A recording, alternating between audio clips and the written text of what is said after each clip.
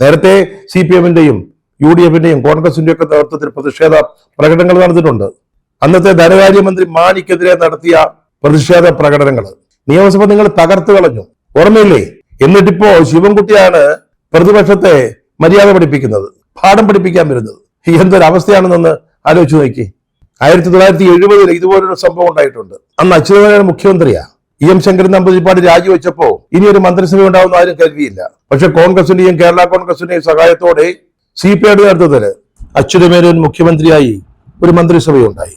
അന്ന് CPM വല്ലാതെ വിറളി പിടിച്ചു. ഈ സർക്കാരിനെ ഭരിക്കാൻ അനുവദിക്കില്ല എന്ന് പ്രഖ്യാപിച്ചുകൊണ്ടാണ് അവർ രംഗത്തിറങ്ങിയത്. 1970 ജനുവരി 29 CBC Warrier, EM George, NP Thandar, TM മീരിയൻ തുടങ്ങിയവരുടെ നേതൃത്വത്തിൽ ഒരു വലിയ സംഘം CPM MLA-മാര് നിയമസഭയുടെ സ്പീക്കറുടെ ഡയസിലേക്ക് കയറി ചെന്നു.